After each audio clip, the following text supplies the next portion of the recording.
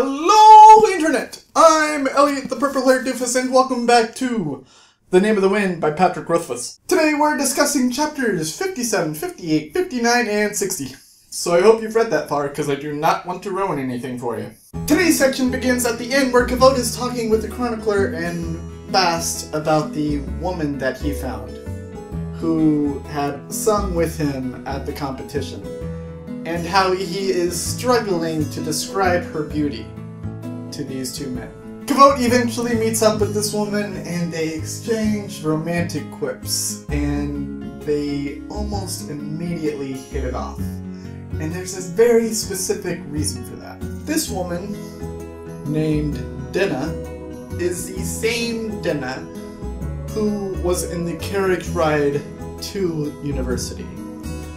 So they had already built their romantic interest with each other, but they did not recognize each other from that traveling experience. Kvothe is disappointed to find out that Denna is currently the girlfriend of a man named Savoy. That chapter in particular ends with Denna and Kvothe exchanging names in a very, very adorable way.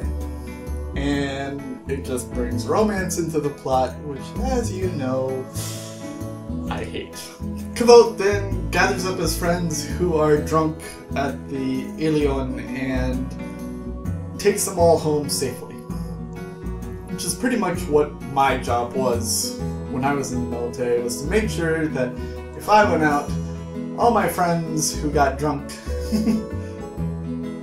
that I went out with got home safely.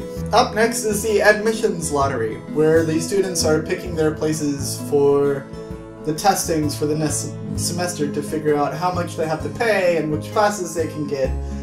And they draw their numbers out of the hat, and depending on what time they pull out is the time that they have to go. Kvothe pulls out a very, very advantageable time and sells it off to the highest bidder.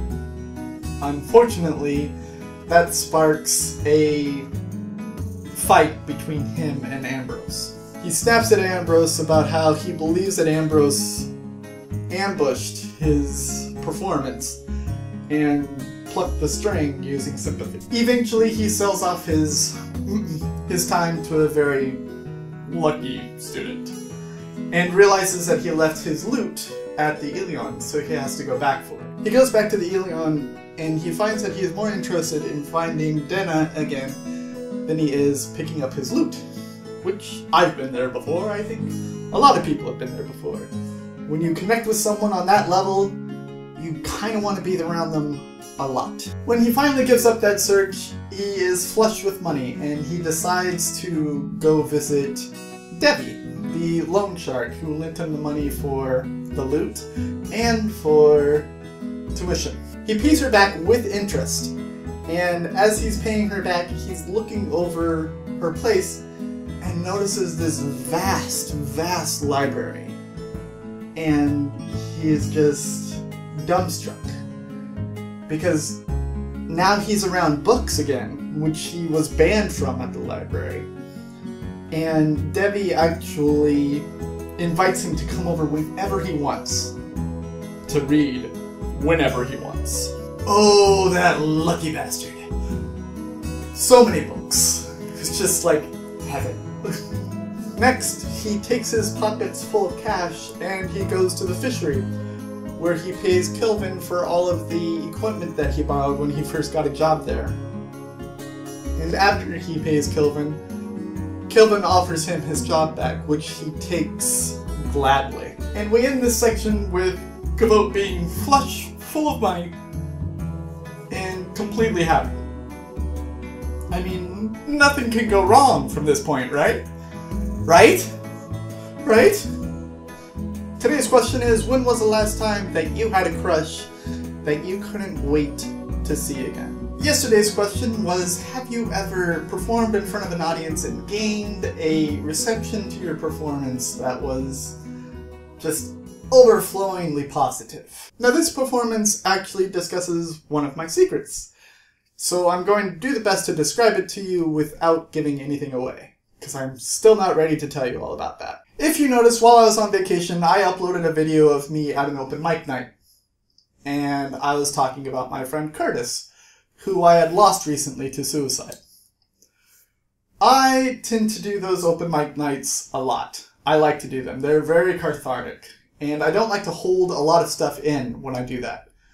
So I tend to open myself up to that crowd. One night I had gone there and I had discussed one of my secrets on stage, and telling my mother about said secret, and telling the crowd about telling my mother. And it could have been because they thought I was courageous for discussing that secret. It could have been because they thought I was hilarious. There was a lot of laughter during that video. It could have been for any number of reasons, but by the time I was done, I had gotten an uproarious applause, and when I had sat down, I had gotten another applause. It was probably the best moment of my life. The most freeing moment of my life. Do not forget that the next book that I'm going to be reading for you all is Sacre Bleu by Christopher Moore.